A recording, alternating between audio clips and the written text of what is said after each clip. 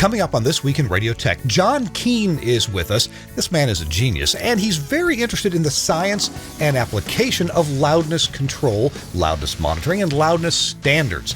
John joins us to talk about this new TD 1008 technical document and the standards it describes. Coming up next on TWiRT. This Week in Radio Tech is brought to you by Broadcasters General Store with outstanding service, savings, and support. Online at bgs.cc. By Broadcast Bionics with the Bionic Studio, including talk show control, social media, and visual radio. Broadcast Bionics brings exceptional audience engagement to radio and TV. By Angry Audio. Audio problems disappear when you get angry at angryaudio.com.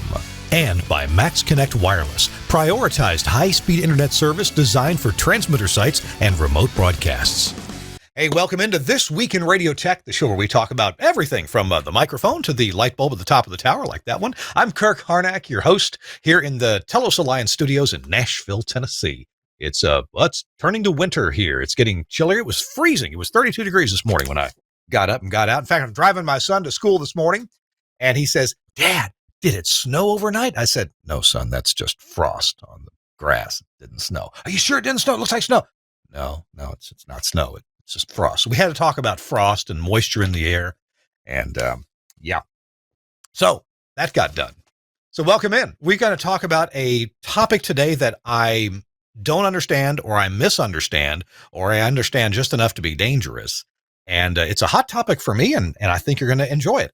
Let's go ahead and bring in our guest. I'm Kirk Harnack, a host of the show here in Nashville, Tennessee, and our guest is Mr. John Kean.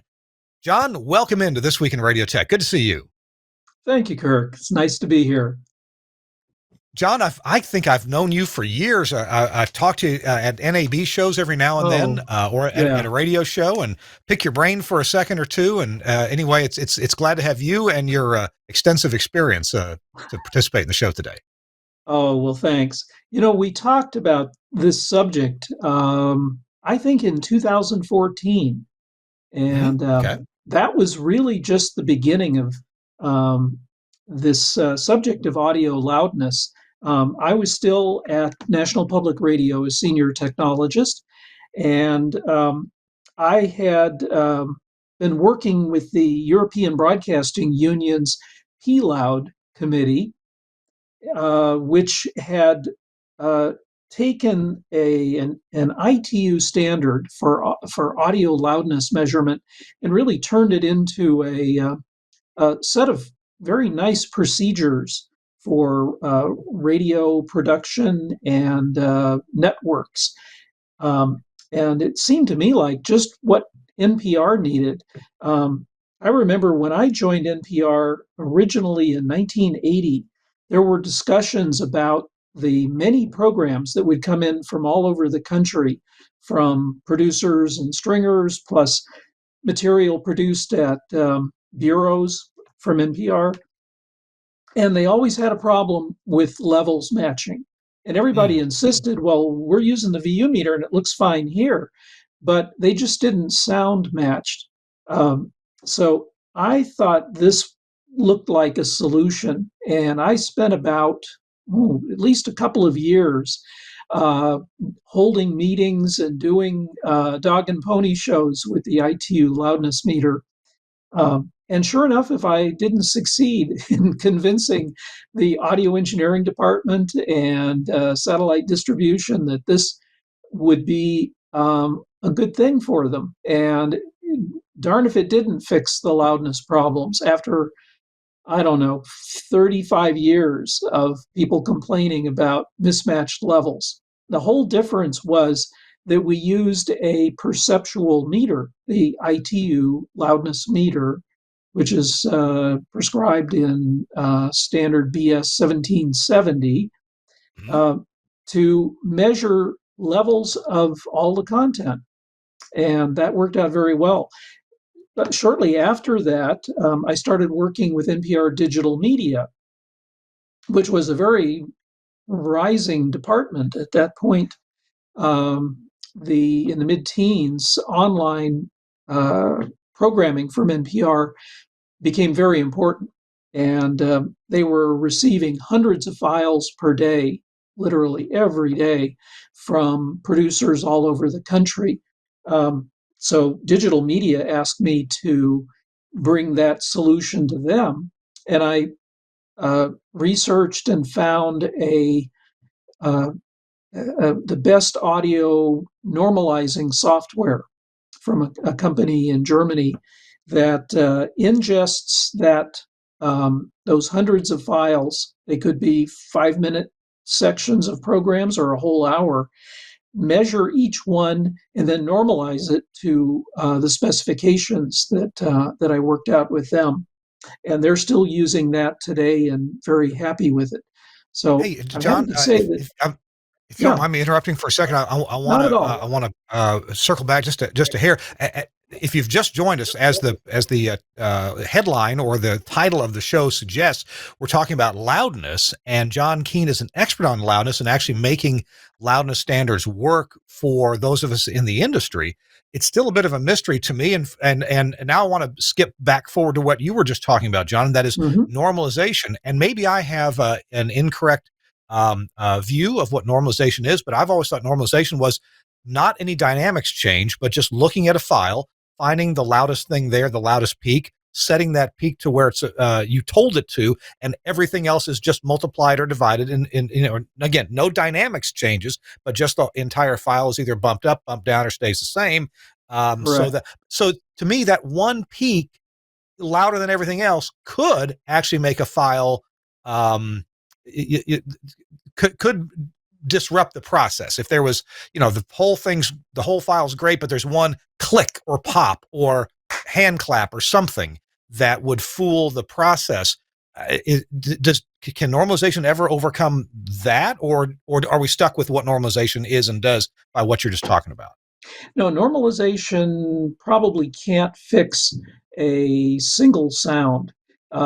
In fact, normalization is usually based on the entire uh, span of a program or Okay. a music album. And that is called the integrated loudness. Integrated meaning it's been Mm. averaged over the entire uh, piece of content, and that value is what's normalized. But the nice thing is here, none of the dynamics are touched. So if Right. there is a Right. hand clap, it doesn't get smashed down with a limiter. If um, if it was already compressed because that's the way the content creator thought it sounded good, that's the way it passes through. The only thing that is done is to, I'll put my hands up here and see if I can get in the camera. It There you go. it sort of levels the two, the that particular piece of content with the other piece of content, and that But it way doesn't. Yeah, it doesn't take that into account the concept of density, or if something is densely processed versus something that's not densely processed. Normalization just kind of mhm. doesn't it just kind of get you in the file ballpark? Well, um, not to be disagreeable again, but No, that's fine. no, the duration of a sound affects our ability to perceive its loudness. Uh huh. So when you measure the integrated loudness, it considers the duration of all the sounds in the content. So Okay. if it's compressed, that's taken into account in the measurement in the meter's perception, just like it does with our ears. So you can still level compressed content to uncompressed content, and it'll come out sounding the same loudness on both. Maybe one more point of clarification then before we move on. Uh-huh. Normalization. You used that word, and maybe it means actually two different things. I thought it was just a mathematical look at a file. Here's the loudest thing. Let's set that to the right level. Everything else follows suit. Are you speaking of normalization with regard to a loudness integration over time, and then normalizing one to be as loud as the other? Yeah. Okay, gotcha. Because Normalization is. I'm more familiar with a very simplistic normalization, which is what a program like Audacity or other digital audio workstations will do. They'll just look for a Mhm. peak, set that to where you want it, and it doesn't matter where the loudness of anything is. It's the sample value Right. of all the samples will then change. So you're talking about integrated loudness over time in Hmm. terms of what you call normalization, right? Correct. So Okay. if we wanted to normalize this program to come out at a what we call a target loudness, Uh-huh. in NPR, all of their content is normalized to a loudness of negative 24 LUFS. LUFS just means loudness units relative to full scale. What we Okay. would do to normalize this program is simply measure the entire program. Let's say it took an hour.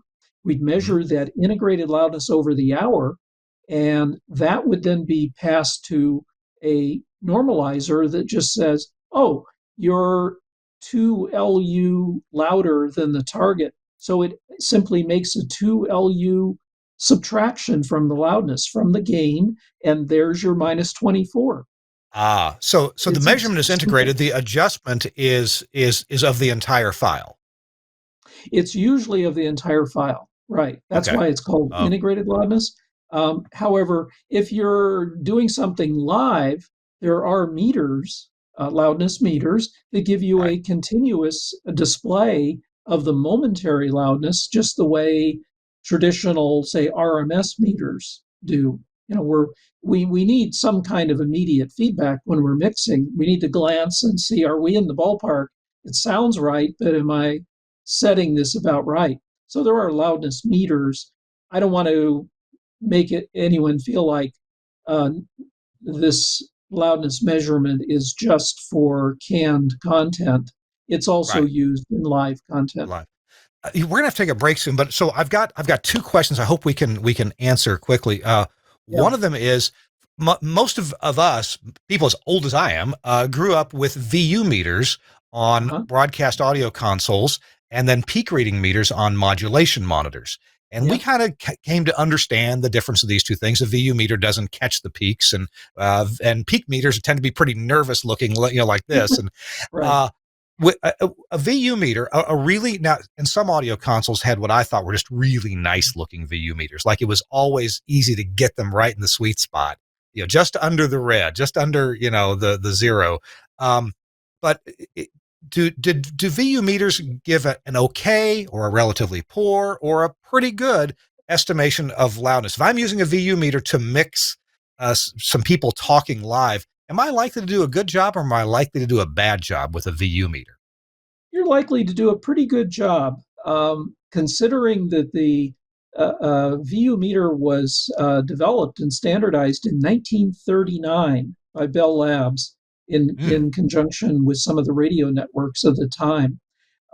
They had the same need for level control and loudness management in those days. And at the time, there were a variety of different types of audio meters being used mhm, by radio and telephone networks and so on. And Bell Labs said, we've got to try and come up with something that's, you know, a standard that everyone could use and exchange content and get the same results. And that's when it came about. I write a little one page section for the new AES website, the Loudness website, which is in mhm, development and we hope to launch before the end of the year. And I call that little section the Venerable VU Meter. And I mm, actually have to give it credit for being pretty close to our ears' perception of loudness because they chose the what we call the ballistics, which is the mhm. rise time of the meter and the type of rectifier that was used and its fallback time. That was carefully chosen. It wasn't an accident, and it actually worked quite well. Its main shortcomings were it didn't indicate peaks. So it couldn't tell us, it couldn't warn us when we might be overloading. But you know, the funny thing about amplifiers back in those days, they were all vacuum tube and they have a fairly gentle overload characteristic. And Right. so the VU meter worked fairly well for them. It wasn't until we had digital equipment starting in the 1990s, which have very abrupt overload, that it became important to use some sort of peak indication. That led us down the wrong path because we started building peak reading bar graph meters and building them into equipment and consoles and relying on peak meters, which are terrible at indicating the loudness. And Yes. so Yes. that's why we got into a bigger problem. Okay. That So was after reviews. that makes good sense. And I grew up, it seems like when I was early on in radio, I was using a number of consoles made by Autogram, and a lot of broadcast engineers are familiar with Autogram. And they had, the ones I used they had the big VU meters with a really nice pointer with the little spade at the top of it, really nice pointer. And I always felt like this meter really told me what was going on. I used some other brands of consoles with other VU meters, but they didn't have the same ballistics. I'm not saying they were right or wrong. There's not what I grew up with the big Autogram VU meters. And I always felt like nothing's as good as these big meters on the Autogram. I felt like I could really get it in the ballpark. Oh, and the RCA consoles, the silver and blue consoles, when I started in public radio, we had one of those, and I always felt like those meters gave me a good sense of the loudness. You were probably, I'm sure you're right. I'm sure you're right. The ones that you liked and that worked well were probably meeting the Bell Labs standard, which became an IEEE standard later. Those were the legitimate ones. A lot of cheaper kind of knockoffs of so-called VU meters had scales that looked like a VU meter, but they were made in Japan, for example, and they were very jumpy and jittery. And those were not true VU meters, even though they looked like it. So it's interesting that you actually used and trusted the VU meter. That's why I call it the venerable VU meter. And nothing against Japanese tape manufacturing or tape machine manufacturing, but I always felt like the meters, the VU meters on a TIAC tape machine were not right. Like they looked weird. They weren't acting right. The other quick question before we have to take a quick break is, okay, so why this concern about loudness? What is the benefit to our listeners, and then back to us as broadcasters or streamers or podcasters? Why we got a lot of attention being paid to loudness here? What's the end goal of what you're going to be what you're going to carry us through the rest of the program? What are we trying to accomplish here? Well, as I mentioned, there became an over-reliance on peak reading meters, which don't tell us anything about loudness. And in fact, it kind of pushed us toward overuse of peak limiters to protect against overload, because we kept wanting to raise that peak indication higher and higher. And so we wound up with content which is too loud to enjoy the full dynamic range without having to do processing on it to make it fit. What we're doing with the new AES guidelines and following on the good work of the EBU is setting loudness targets that give us the room to have the natural dynamic range we want without having to do any peak limiting, without having to worry about peak overload. So we are recommending in this technical document a lower target than what some people on the internet, for example, are pushing, but for good reason, because that will allow us to deliver high quality audio that listeners can enjoy. So the purpose is to provide enough headroom in the audio. One of the things that we learn, and I work for a company, Telos Alliance. We make Omnia processors, and like some of our T-shirts say, we sell loud, and so there's this. It feels like there's a bit of a tug of war on the one hand between being loud and following a loudness standard, and on the other hand, we also know that there's no sense of loudness unless there's also a sense of repose or quietness or breathability. You can't just be loud all the time. It doesn't sound loud anymore. Your brain doesn't interpret that as being loud. It just interprets it as being annoying. So, it's nice to have some punchy quality, but in your presentation that's coming up right after this break, we're going to find out more about what you have to say about that. I got a feeling, John, this is a topic we could do an entire day-long show about, but we're going to have to squeeze the rest of it into about the next 40 or 45 minutes. So this week in Radio Tech, I'm Kirk Harnack. We're talking to John Kean. John is an expert at loudness. He has worked with this for years now, and has some new standard we're going to be talking about. He'll be carrying us through how they got to that standard, and then how we as broadcasters can actually use that to our benefit to have better quality audio and deliver a better product to our listeners, even if for FM and AM transmission, we still need to clip it a bit. All right. The show is brought to you in part by our friends at Broadcast Bionics and the Camera One system. We'll be right back. Camera One from Broadcast Bionics. Designed to bring video to your audio content. Visualizing radio and podcasts for social media. Camera One can automatically create, capture and brand professionally switched video for live streaming or upload, making your production shareable. Control and configure using a web browser on any device. Camera One is available as a 4-camera or 8-camera system using the Blackmagic A10 Mini range, including the A10 Mini Extreme. You can use cameras to suit your studio and your budget. You'll need one camera for a studio wide shot and usually one camera per microphone. A standard multi-channel sound card or IP driver monitors audio from each studio microphone, and we work natively with Axia systems. Ideally, this will be a post-fader feed from each mic, although you can use pre-fade audio or a mic split if that's all you have available. These audio levels are used to intelligently switch the video feed when each contributor is talking. You can also group microphones together into one shot and use the audio from a mixer's aux bus. You can use Camera One's auto switch feature, or disable it and switch using the on-screen buttons or the buttons on the A10. Recordings can automatically start when you tell the system you're on the air. This on-air indication can be linked to your studio's red lights via IP or an Avantec ADAM GPIO interface. You can quickly browse all the videos that have been automatically created during your broadcast, download them and post. Camera One is a user-installable system. You'll need a good spec Windows 10 PC, i7 with plenty of storage and 16 gig of RAM. It's better if this machine isn't used for anything else. Remember, you can control the software in a web browser on another device on your network. Camera One, a thrifty way of creating scroll-stopping video from your show or podcast from Broadcast Bionics. You know, you can join the hundreds of other broadcasters who are using software and hardware solutions from Broadcast Bionics.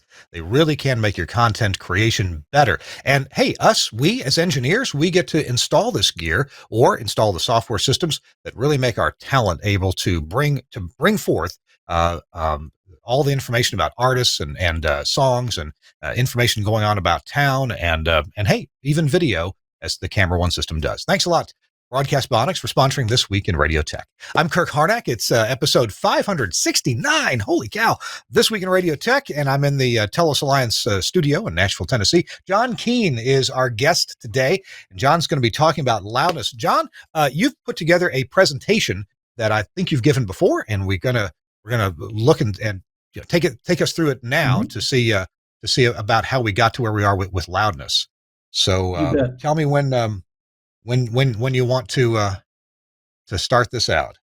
All right.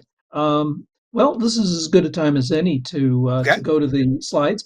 This was taken from slides I prepared 2 or 3 weeks ago for the Audio Engineering Society annual convention. So these are hot from the convention. And we have our director's our director Suncast has he's got the you're in a box. Good, you're in a cameo. So isn't that nice?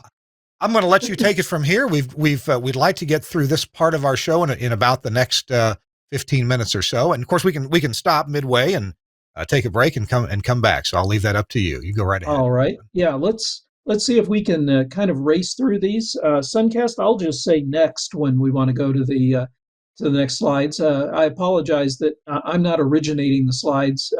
It's probably an operator error on my part, but Suncast is kind enough to do the slide changes for me.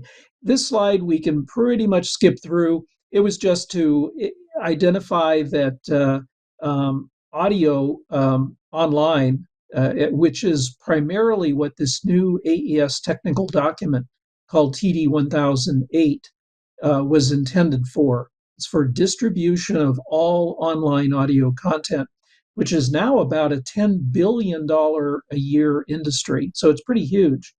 The drafting group that I just had up on the screen, see if you can back up to that for just a moment, Suncast.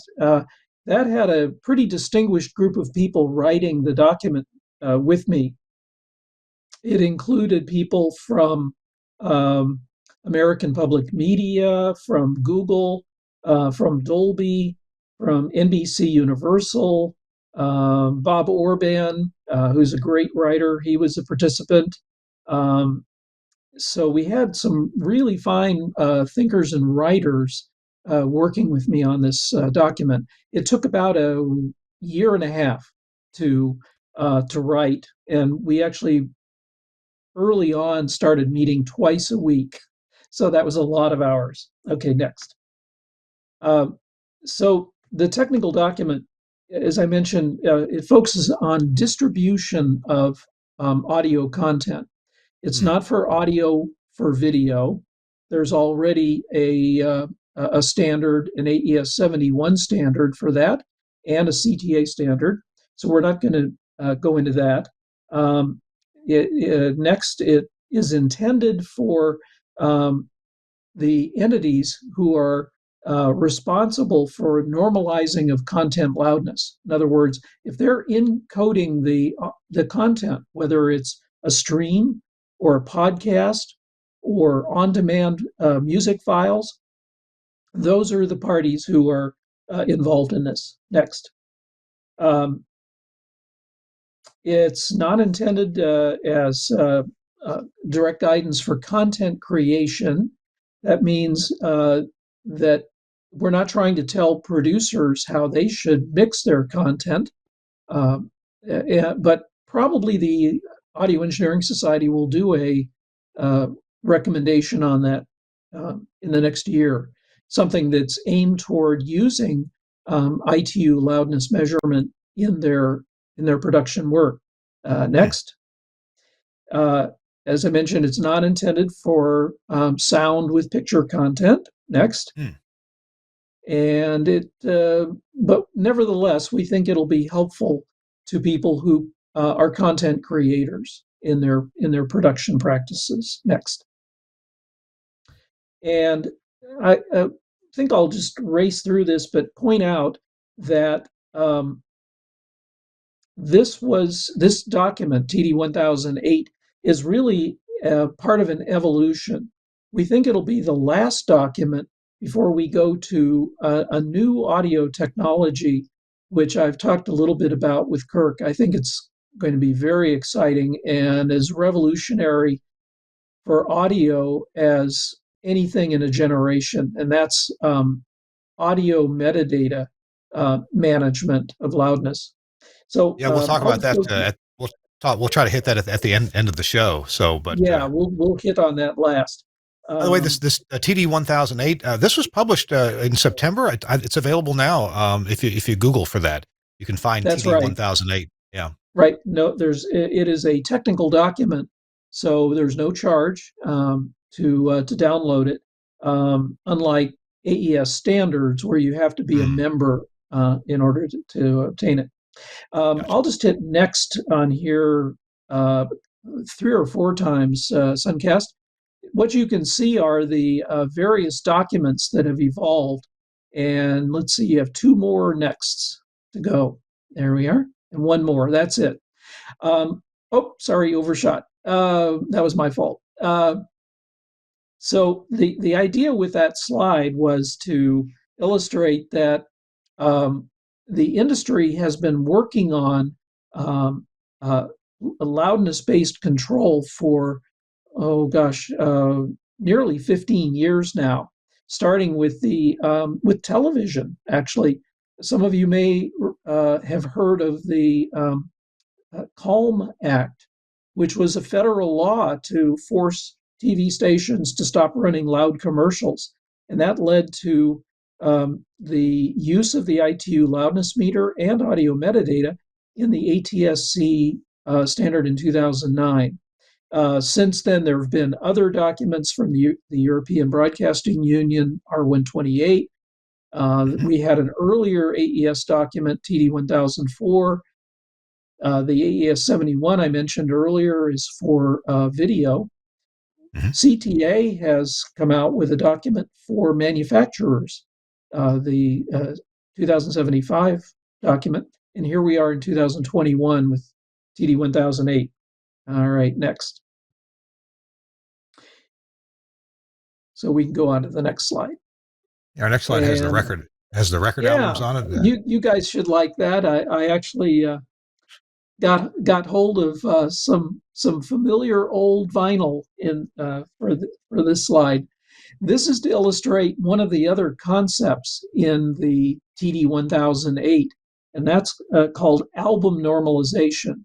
Remember, we were talking about integrated loudness being measured over a long period of time. It might be over the length of a radio program lasting an hour, but it might also be a music album that might be a half an hour. And that is one technique that we use, which I'm going to get to in a sec. If we go next here, it's the purpose of album normalization is to preserve the loudness between songs in an album. If we think about it, songs in a real album of music are not all at the same level. Some songs are louder and some songs are softer, which is what the content creator intended. That was the way they wanted songs. Album normalization preserves that. Okay, next. And we go on to the next one called track normalization. That, by contrast, adjusts each of the tracks in a music album, or it could be on a stream, to the same measured loudness.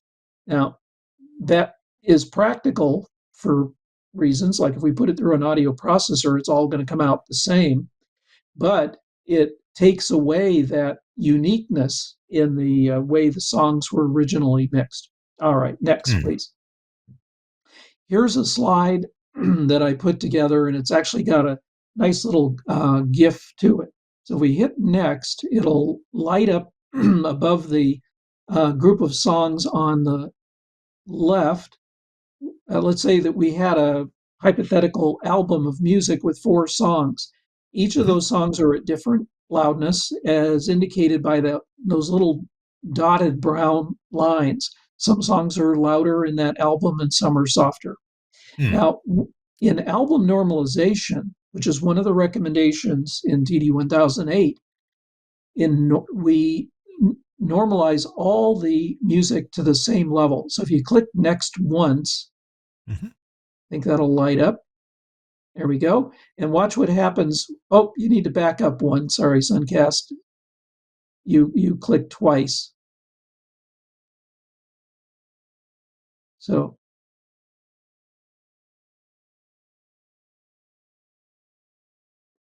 I'm not. Yeah, and since Suncast is displaying this from a web interface, it's my own web interface is not behaving exactly as the PowerPoint should, John. So maybe we'll just have to describe what's there. So if we can get back to album and track normalization techniques and all those bar graphs, we'll just get to that one, and you can describe what's on it.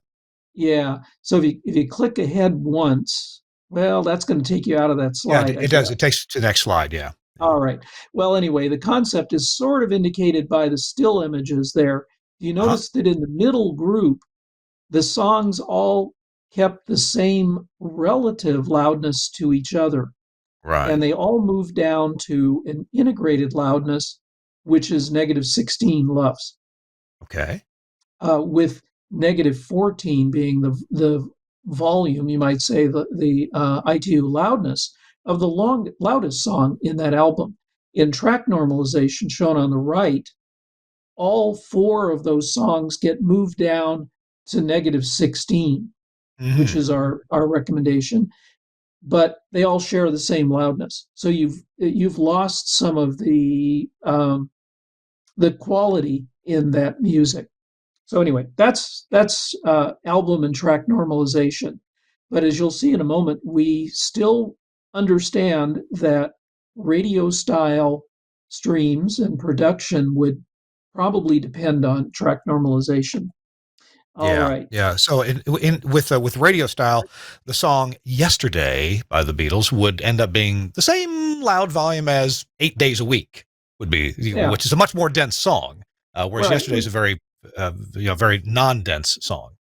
Right, which I would maintain takes away something from the Beatles' original intention for that song. Yeah. But it makes the mod meter happy. Yeah. Okay. So on to our table 1 in the slide, if we can. Okay, this is really the heart of AES TD 1008, all 27 pages of it, I think. However, you can see it's a pretty complicated table.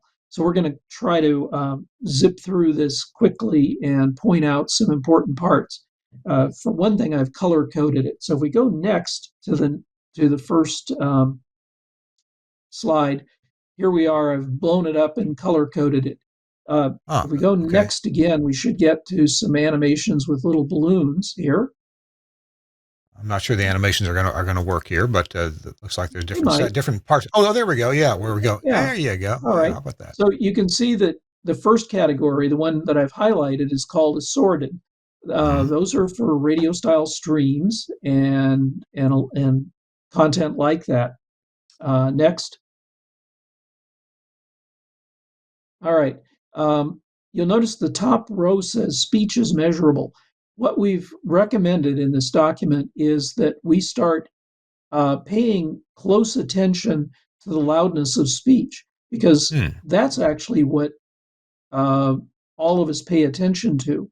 In fact, we know from studies when we turn on the radio or the hi-fi and there's a mix of speech and music, we actually use the level of speech to set the volume. You're right.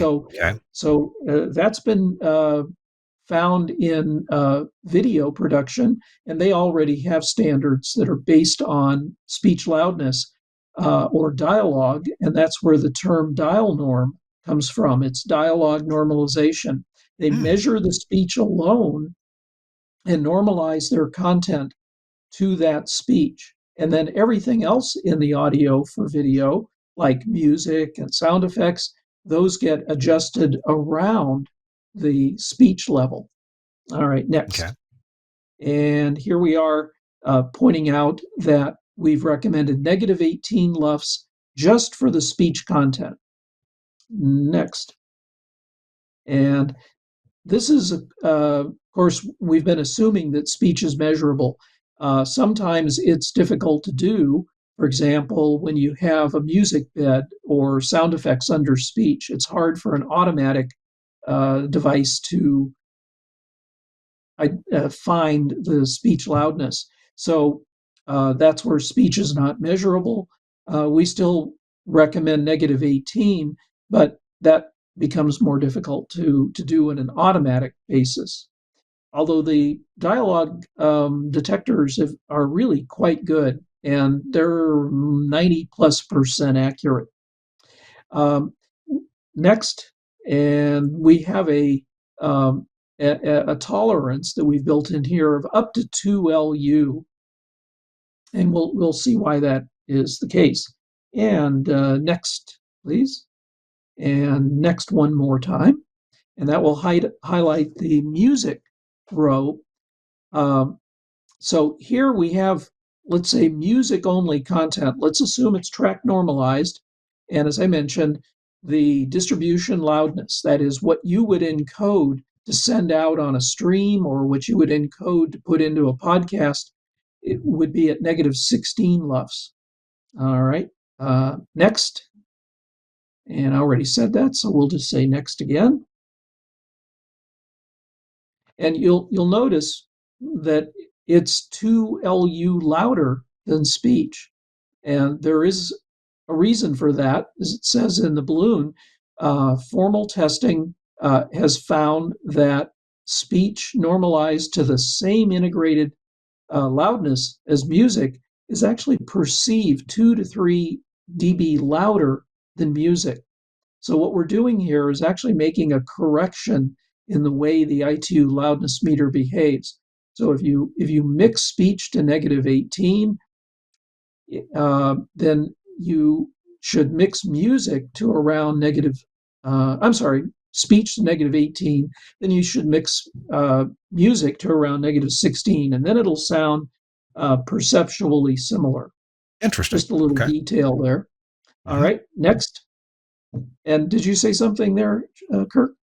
No, I thought that was very interesting that that voice and music are perceived differently and therefore need to be set to different integrated loudness levels. You might say our ears are the experts and we perceive what we perceive, but what we're doing is correcting for something that the ITU loudness meter actually doesn't perceive exactly like our ears. Oh, of course. That would make sense. And of course, we used to mix audio based on the RMS level, but the RMS level, kind of got to the way we hear, but not entirely. And the ITU, was it the BS 1770, should be closer, but you're showing there's even corrections to that for different types of content. Right. But of course, the thing to keep in mind is that to a mixing professional, our ears are always the final judge. Yeah. So all we're saying is speech becomes the anchor. You mix to whatever you think is appropriate around that, but we think typically music, particularly popular music, would be indicated about 2 LU louder than the speech. Okay. All right. We talked about album loudest track, so I don't think I'll go into much more detail there. But as you see, we accounted for both track normalized and album normalized. Album normalized would probably work perfectly for on-demand music services, where a Pandora or a Spotify, where you select the music, and in fact they're already doing that today. Track normalization, again, probably fits better with what we call radio style streams. All right, next, and that should take us down here. Yep, to interstitials, and you can hit next again. That's for short form content. Interstitial things like commercial advertisements, promotional announcements, having a duration of under 3 minutes. You'll notice that we've recommended negative 18 because most interstitials are very voice-based. And next, and we'll go down to virtual assistant. So that here we've dealt with the automated voices you get from Siri or from Alexa. Or from your GPS, for example. Exactly, or in your car that make announcements to you. So virtual assistants are also speech-based. So in order to make them sound compatible, we're also recommending negative 18. And I'll just say next, and we're done with the table. I think as a savings of time, you can go ahead next. Again, I think at this point we'll skip the tolerance values. That's sort of some details, and go to the table 2 in the document, which I think you'll all appreciate. Table 2 is to make it a lot easier for everyone to understand. And how we're all short readers. So table 2 says, if you are a news talk format, we're recommending negative 18 LUFS. If you're popular music, or mostly popular music with just some occasional announcements, negative 16 LUFS is recommended. Interestingly, I'll say, if you look at the major radio networks that are streaming their group stations, you'll find that they are at negative 16 or below already. So they're already compliant, which is wonderful to see.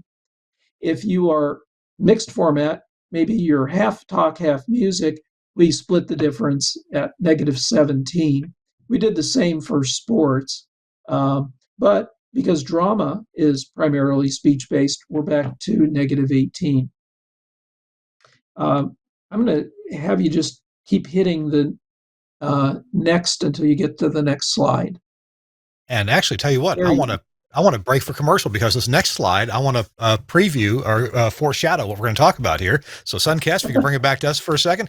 John, it's time for a quick commercial break, and now's a good time to bring up what caused me to contact you, or what caused you to contact me a few months ago. I made a comment online disparaging the notion of loudness control for podcasts and other online content, because I've got a couple devices that I own that it seems to me, and I don't know who's following the recommendations and who's not, but I know that there are podcasts out there or news clips or things on YouTube or other places where when I listen to them, and they're usually from big organizations, when I listen to them, the volume on my device or a couple of devices, one of them is a treadmill. Yeah, I occasionally get on it.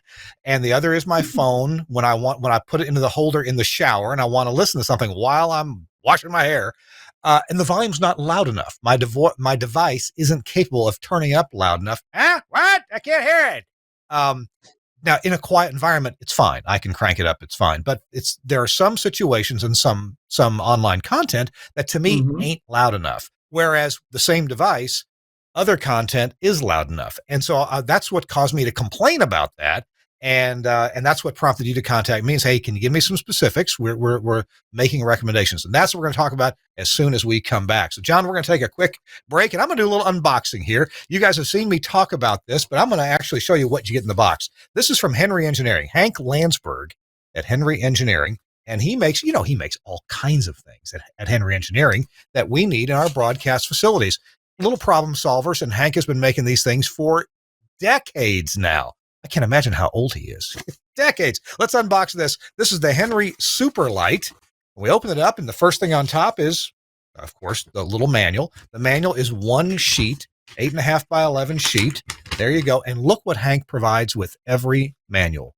The schematic diagram. Now, how many people do that anymore? So if you want to find out exactly how it works, it's right there in the manual. Let's see. There is also a power supply. Of course, it's a wall wart style power supply. I know you love them, you hate them, but they work well, and got a whole collection of them. Right, I'm going to pass those along to my children when I die. And here's the box: the Henry Superlight. This is the modern version of the Henry Super Relay. Remember the Super Relay? We used them in lots of broadcast facilities. You open your microphone on the console. You have a little, a small contact closure there. You run that to the Super Relay, and it will give you a 120 volt output for your on-air light. And if you set it to flash, it would flash that on and off, on and off, on and off. You set it either way you want. Plus, it had several relay contacts to do things like, maybe mute the telephone ringer, or maybe it would start the cassette machine to telescope your air check back in the 1980s, right? Well, we do things differently now. Most of our on-air lights these days are LED based. So you have an LED based on-air light over the door outside the control room, or you have an LED based light on your microphone. I don't have one here. I'm just pointing out where it would be if I had one. Yeah, right there. And so this is the Henry Superlight, and it will run those LED lights for you. No further conversions, no turning on power strips or wall warts or other things to run the LED lights. It handles it right here for you. Thanks, Suncast, for popping that up right there on the Henry Superlight. Now, you still get relay outputs. You get normally closed, normally open on the relay contacts, and you get the control plus the light. The other thing that's really cool about this is it's got two RJ45 connectors right there on it. Now, what is that for? Well, this is so you can string, if you need to, several of these together and just run an RJ45 cable between them. Inside, there's little header jumpers, and you set the jumpers for your address, if you will, the address of your Henry Superlight. Room number 1, room number 2, room number 3, and that way your control can be quite easy and can eliminate a bunch of wiring going from unit to unit to unit. So you can put these maybe even close to the light that they're running, maybe up in the ceiling, in the wall, or you can put these together in an equipment rack area. Anyway, it does make the wiring easier, and the Henry Superlight is just as slick as can be. Now, there's all kinds of stuff at the Henry website. So you owe it to yourself, engineers, to go to henryeng.com and check out Henry Engineering and all the little boxes that you can put to use in your facility. One of them is this cool box that it's the UPS switcheroony thing. It allows you to take let's say you have a UPS in your rack that runs everything in the rack if the power goes out, but you need to change the batteries on it, or you need to do some other work on it. This UPS changeroony thing, I forget what it's called, but it's so slick. Hank was on the show and talked about that for a while. Plus their power clamp, the series of surge suppressors that Henry Engineering has. Awesome stuff. Check them out at Henry ENG. And of course, the place to get all this Henry's goodness is from Broadcasters General Store at bgs.cc. That's the website. But you know what? Broadcasters General Store is really set up to talk to you on the phone. They are real people with real smiles. So you call them, if you would, at 352-622-7700. 352-622-7700. And talk to any of the people there at Broadcasters General Store. You'll love them. I do. All right. Thanks a lot, BGS and Henry Engineering for sponsoring This Week in Radio Tech. All right. We're here with John Kean. John, the slide started to address it, but what can you say to address my complaint? I'm a little worried if everybody goes to maybe a lower volume level. Okay, which of my devices are going to be ineffective now in the shower or while I'm huffing and puffing on the treadmill? Excellent question. And actually, what you said online was the origin of that last slide, where I was asking in the top of the slide is -16 to -18 LUFS loud enough for online content? Well, fair question, Kirk. We did actually give consideration to that in the writing of this document. Heaven knows we spent enough time writing this document. And we drilled down into everything. We even found studies that evaluated the gain structure and audio output of consumer devices, and found that with relatively few exceptions, the consumer products do have enough output to support -18 for speech and -16 for album, or rather for track normalized audio music.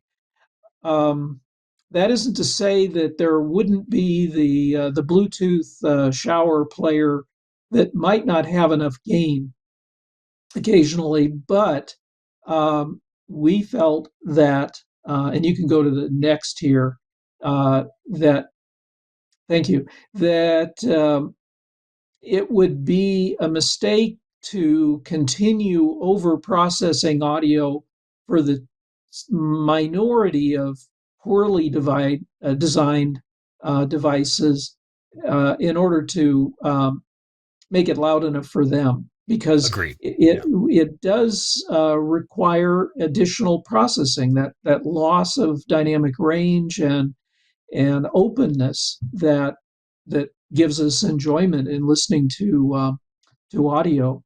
So we felt very comfortable that these levels would be acceptable to the great majority of devices, and device designers will just have to take that into account if they haven't done that before. But we think this would be the wrong way to solve the poor design problem of a minority of devices.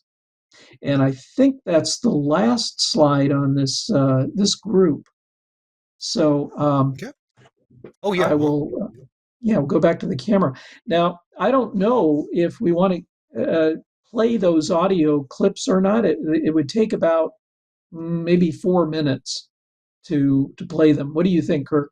Well, let's check in with Suncast, our producer. I don't know if Suncast, because what we're having to do to get the slides up, if he can get audio from that or not. Suncast, maybe you can give us not sure. Okay, well, why don't you go to a slide that has some audio on it from the other presentation, Suncast, see if you get audio and let us know. And in the meantime, John, and you can cut it short. It runs about just under 60 seconds.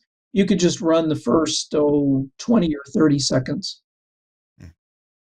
It's the one that has a waveform on it, and it says that it is at -24 LUFS, which is the first slide in that group of 3. Yeah. Okay. Thanks, Suncast. Appreciate that. Well, he's looking for that. Maybe I'll just explain that, as I mentioned at the beginning of our discussion, audio metadata is brought up in the document, but we decided not to address it because it was going to take another year to develop recommendations for that. But we do believe that this is what audio metadata is. We're all familiar with the the ID3 metadata, which rides on the top of audio files as a header, and it gives us nice information like the song title and the artist, and maybe a little thumbnail of the album cover. Right. That is not the kind of audio metadata that we're talking about here. This is a low-level metadata sent between the encoder and the decoder to transmit information about the ongoing audio frame by frame. That means at a very high rate of speed, and it has to be frame accurate. And that's a challenge for ID3 metadata. It was never thought of to be sending rapid information from moment to moment. And there's our slide. If you want to play the first 20 or 30 seconds, that would give you a baseline for what this original audio sounds like.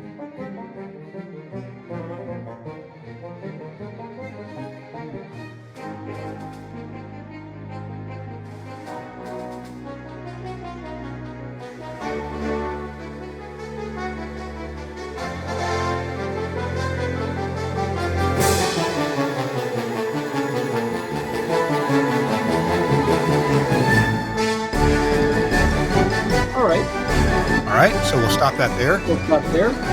All right. What I did is I took a piece of music that was written by Sean Singh of Google, who is a really bright young man, very talented. He wrote this music and produced it on his own synthesizer equipment, and he was kind enough to let me use it for demonstrations. It's called The Great Mouse Race, by the way, and you'll notice that it had a big bang at the beginning, a few seconds in, and then it gets quiet, and then it builds up slowly again. This was normalized to -24. The idea with metadata is that information is sent to the decoder, the player device, and what you actually heard was a real encoder streaming to a decoder, playing the original music as it was originally produced. Now, we'll just jump to the third sample here, which is at -14.3 LUFS. That's where I took the very same stream of audio. It's never been modified, but in the decoder, which would be under the control of the consumer, the listener, I've said, I want the decoder to play this back loud because I'm, let's say, riding on public transit, and I don't want to miss those quiet parts. Or I'm vacuuming, or I'm running the juicer in the kitchen, and I want to hear this. Exactly. So metadata just sends information to the decoder, and the decoder then is told by you, the listener, I want this to be reduced in loudness so I can hear all of it. Or alternatively, I'm in my living room and I have a quiet environment and I really want to hear Sean's song in its original glory with the big, crashes and booms. So if it's possible to go to that last third cut.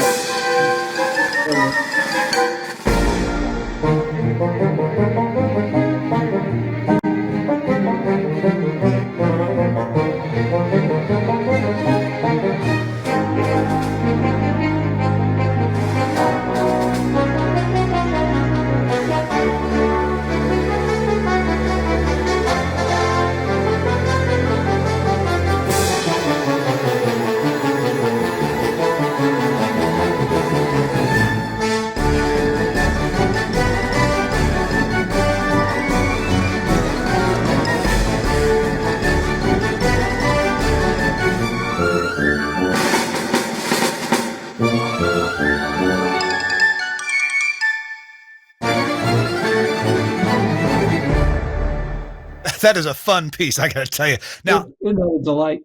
If I'm taking a shower, That's how I'm going to process the for louder. Yeah. So Exactly. I can So hear it. wouldn't you love to have a push button on your radio that says, "I'm in my shower with a noisy shower head, and I want to hear all of Sean's music or whatever Yeah. you're listening to," and it was the very same audio transmitted both times. John, we're running short on time, sadly. But would you Okay. describe this as audio processing at the consumer end, or is this different than audio processing at the consumer end? It is, in this case, audio processing at the consumer end. Hmm. And that is actually a pretty nice, clean audio processor that's Hmm. built into it. This was, by the way, the Fraunhofer XHEAAC encoder and decoder, which is kind of the default standard for consumer devices, audio devices these days. Yeah. And it took care of that compression very cleanly for you, and that meant that I could have listened to it as an audio file in the original form in my quiet room, and you in your shower could say, "Nah, I want it up here where I can hear the person talking, or I want to hear the music every bit," and it took care of that.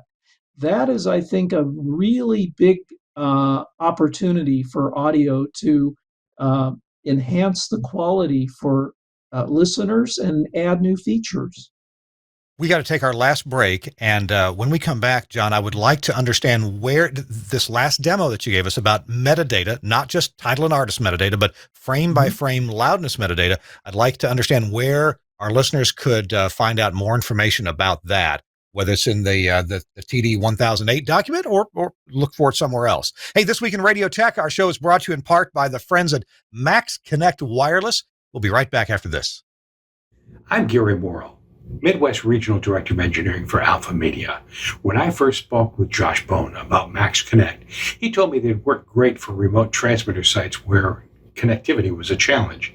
And he's absolutely right. We even have sites where we're using this as a backup to our STL using Max Connect's dual carrier option, and it works perfectly. We also have times where we need to be able to get out to a venue where it's kind of challenging because everybody and his brother is trying to stream video at the same time, like at a big sporting event. And you know what? Our data gets through every time because it's prioritized packet data. It works for us. It'll work for you. Max Connect. Check it out. And just like Gary, I've got my own Max Connect right here. There's a couple models available, but what makes the difference, what makes this work for you is not the 4G LTE modem that you're using. It's the SIM card that's inside from Max Connect Wireless. They have agreements with the major carriers to get you prioritized data from 4G LTE. So check it out, maxconnect.com. We'll have the exact, well, there it is right there at maxconnect.com. Spelled funny. Yeah, I know. We have a link in the show notes if you need that. Hey, the show is also brought to you by Angry Audio, where you'll find really cool headphone amps like this one from Angry Audio. And this is part of the Studio Hub line right here. It fits in a Decora box with a Decora plate. And Angry Audio's got so many things that you need to help build your studios. You got those consumer devices that have RCA inputs and outputs on them, especially outputs, and you want to make that go into your professional system.